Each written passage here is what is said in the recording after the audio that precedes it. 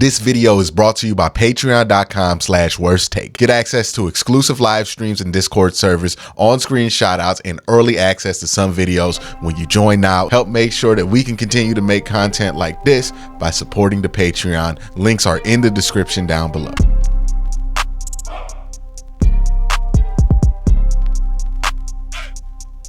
It's been made official now, according to Ian Rappaport, that Deshaun Watson has ruptured his Achilles and is expected to be out for the rest of the season. And this is not a surprise. A lot of us knew when we saw it that this was likely a ruptured Achilles. And a ruptured Achilles, probably the worst injury you can get in sports, right? I think that has replaced the ACL in terms of seriousness of injury, because the ACL is now a 6 to 8 month injury in most cases, as long as you only tear one ligament in your knee.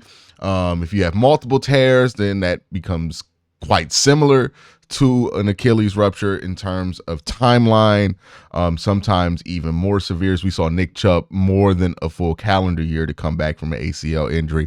Same thing with Jack Conklin, and about 9 months for Jed Wills. So ACL injuries, especially when they happen to guys over 300 pounds, still very serious. But for skilled players and guys under 200 pounds, the Achilles rupture has been the new boogeyman injury of the NFL. This is a 9+ month recovery timeline. So we're talking about the fastest recovery for Deshaun Watson would probably be him being back around August of next year. And that's just being able to kind of throw, not being able to do full participation. If this follows like a similar timeline as Nick Chubb, where Nick Chubb was a full calendar year injury, and I do expect that this will follow a similar timeline of Chubb, we're probably talking about halfway through 2025 will be the next time that Deshaun Watson gets to play for the Cleveland Browns or will be active for the Cleveland Browns, which has made a lot of people ask a question. Is this the end of Deshaun Watson in Cleveland? And I think separate to that question is this the end of the Deshaun Watson era in Cleveland? Because, yeah, I think Deshaun Watson will probably play a game or two, or maybe even more than that, as a Cleveland Brown, or at least be active as a member of the Cleveland Browns sometime during 2025. What I don't think is going to happen is that the Deshaun Watson era is going to continue. I think these two things are just separate. The Deshaun Watson era is when you're looking at Deshaun Watson as the franchise quarterback, as the long-term quarterback of this team, and you're planning around that. Now, I think that realistically, this era kind of died in Washington this year when he put together his third awful performance of the season, second single-digit QBR of the season. And that was kind of when you knew effectively that this era was going to end sooner than later. Obviously, the Achilles injury accelerates that timeline on Deshaun Watson, where now it's going to be over for more reasons than one. Because not just like he's going to have to come back from his Achilles injury. He's going to be 30 years old coming back from this Achilles injury. And yes, we've seen Kirk Cousins come back from an Achilles injury and be fine. We've seen Aaron Rodgers come back from Achilles injury at a much older age, and he's not fine, right? Like athletically, I think both those guys had a significant fall off. They didn't really start with great athleticism, but their play style wasn't predicated on as much athleticism as Deshaun Watson's is. And Deshaun Watson's play style was already starting to be hurt by him aging before this Achilles injury. You have to imagine that this Achilles injury is going to accelerate anything that was happening in 2024. And it's probably not going to be a situation where he's going to be able to look like even his 2023 self anymore. I mean, this is back-to-back season-ending injuries, one on your throwing shoulder and one on your Achilles for a quarterback who relies on athleticism quite a bit. to be able to have his play style happen. And that quarterback is also turning 30. I mean, anybody who inherits this situation, if Andrew Berry and Kevin Stefanski get fired, or Kevin Stefanski and Andrew Berry, if they get to continue on from this situation, they're going to have to realize, and they're going to realize, hey, probably not a great decision to go for it, right? We saw some of the effects of his shoulder injury show itself during 2024. We are going to see the effects of that Achilles injury in late 2025 whenever he gets out there. He has taken too many hits at this point. He's too old. He's too injured. It is what it is. So nobody from Jimmy Haslam, from Andrew Berry, from Kevin Stefanski on down should have the belief that Deshaun Watson is the future of this team anymore. Whether they should have gotten there before this injury is a whole different debate, but that's what I mean by the era is over. Maybe they put Deshaun Watson out there a couple of times just for like their own sake, but I don't think that he's going to be looked at now and from the rest of his career as the starting quarterback of the Cleveland Browns or the franchise quarterback of the Cleveland Browns. He'll just be another guy on the roster, an expensive guy on the roster, but another guy on the roster. If you're looking at this from a salary cap perspective, this might be not that bad for the Browns, right? Because at least you get to keep Deshaun on the roster, and then you can have him here until the end of 2025. Whenever he comes back, he'll probably still be a backup in 2025, more than likely. And then you can, do the June 1st cut in 2025 after the season and kind of move on from that way. Or in 2026, my bad, that'll be 2026, June 1st. And then that would be a lot easier to cut him then because you can spread out his cap over the next 2 years and he wouldn't have that many years left on his contract, right? So that's probably how the Browns are going to play it. They're going to let him come back, rehab from this injury. He'll come back sometime in 2025. Maybe he'll play, maybe he won't, depending on what the Browns are doing and what the Browns look like in 2025. And then they will probably do a June 1st cut in 2026 offseason. And because he got injured, another thing that happens with the salary cap is that the Browns have injury insurance on the contract. I'm going to put up a tweet from Over the Cap about this whole situation here. But basically, the Browns are going to get some cap relief from 2024 and 2025, depending on how much of 2025 he misses.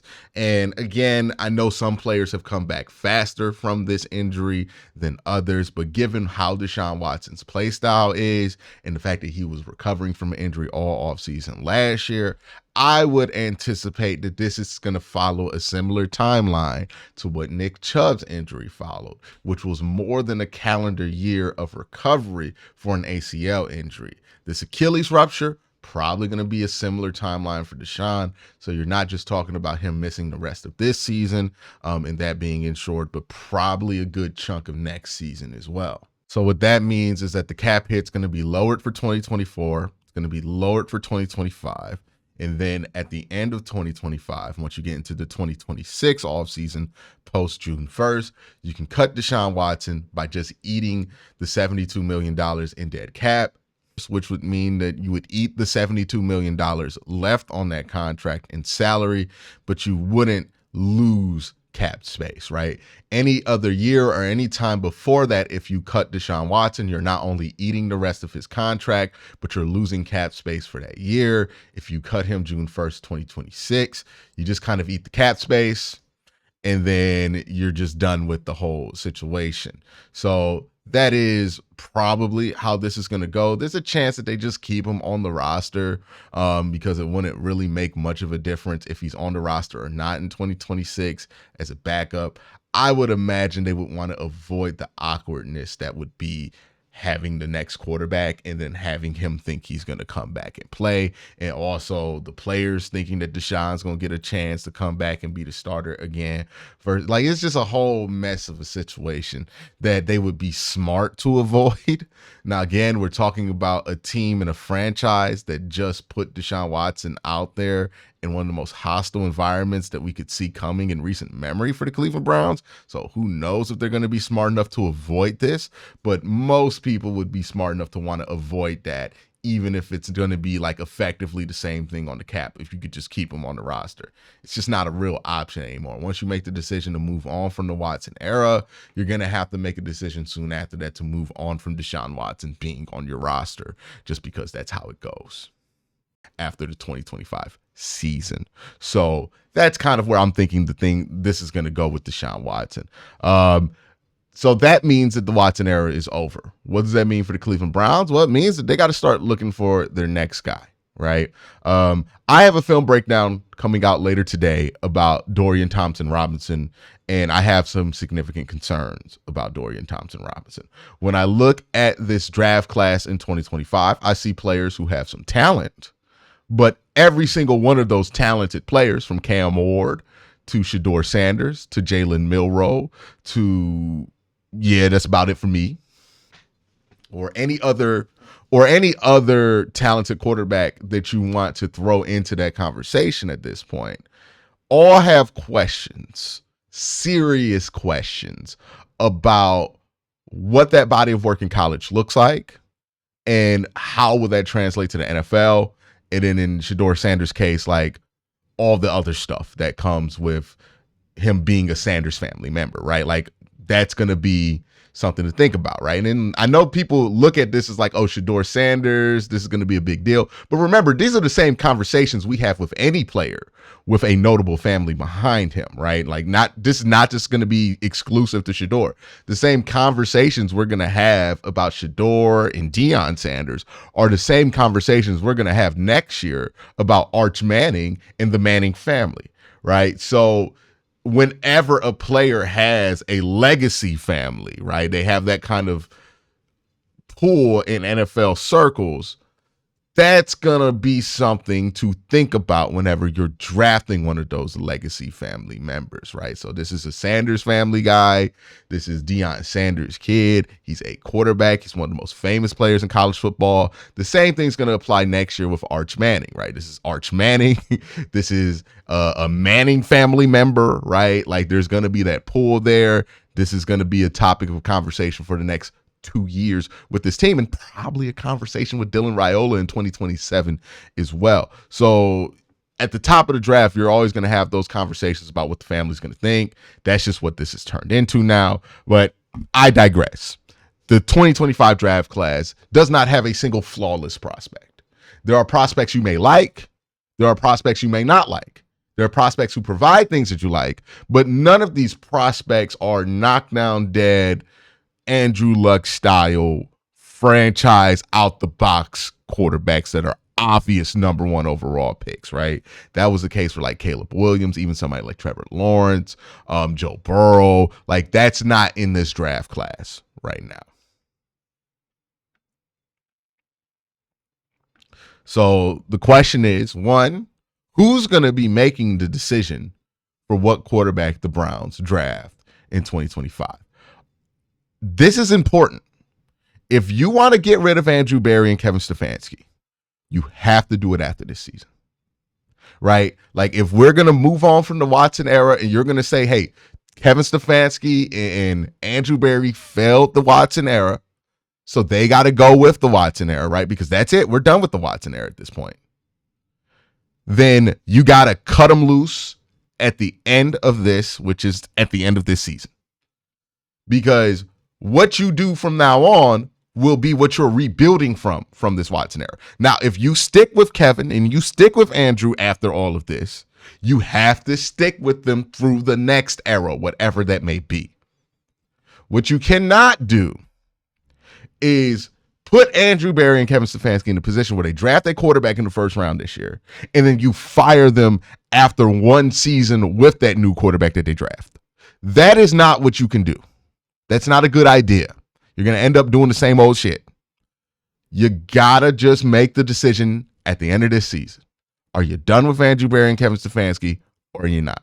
If the Browns make a clean decision there, one way or the other, I think they'll be fine. I think they have some processes in place to where they can hire somebody competent, hopefully, and get on with it. And if they want to keep Kevin and Andrew Berry, there really has to be a conversation about some of their methodology, that I don't agree with, right? Where we're continuing to kind of be callous about all of the decisions that we're making and not really measure the impact of these decisions when they're done in the real world. I think you have to have a serious conversation about this, because that's been the downfall of this regime. But if you decide to move forward with them. Let them pick their guy. Let them develop their guy. Let's see what that does. If that works out over the next few years, okay, great. That doesn't work out over the next few years, then they're done. But you got to make the decision. Either they're going to get the chance or they're not going to get the chance. You can't give them a half chance. Can't give them a half chance, because you're going to ruin them and ruin whoever you draft. You have to make the decision also, like, do you even want to draft somebody in 2025? What is the plan for the 2025 season at this point? The Browns are 1-6 right now. They're going to have a good draft pick. Whether that draft pick be like in the top 10 because they won 5 games, or whether that draft pick be in the top 3 because they won like 4 games, or 3 because they won like 3 games. That's really what we're determining right now. But they're going to have a good draft pick this year. They got to take advantage of the opportunity that's in front of them, and they got to put themselves in the best position possible to take advantage of that opportunity. Part of putting yourself in that position is understanding that the Watson era is over. Like the era of him being the starting quarterback, franchise guy, future guy for this team, Super Bowl winning champion quarterback for this team. That's not going to happen. Now that we know it's over, because again, he's coming off a season where he had a throwing shoulder season-ending injury and now an Achilles rupture season-ending injury. The combination of those two is just diabolical. And then he's turning 30. It's a diabolical combination of injuries on top of a guy who has struggled to play at his 2020 form. And by the time he comes back, we'll be 5 years away from 2020. Half a decade, a whole stay at college, plus a year of grad school. You got to realize it's over for the Watson era. And now it's about what's the plan to move forward, and who does that plan include? That's where the Browns have to have their mind at right now. Because it's one thing to have a bad season, and it looks like this year's just going to be a bad season. It's another thing to have a bad season roll over into a bunch of bad seasons because you didn't handle this moment correctly. I don't have the answer for what specific decision would work out best for the Cleveland Browns, but I do know from experience in watching this team, the things that tend to plague this team are the half measures, or when they make a half decision. Right? When I don't want to fire him yet, so let's just wait to fire him next year kind of decision, right? Because you signed a contract, like that kind of stuff. The half measures have been historically the decisions that have hurt this team. So I think they should avoid them. That's my thoughts. Let me know yours. Thank you for watching. Have a great day. Have a great night.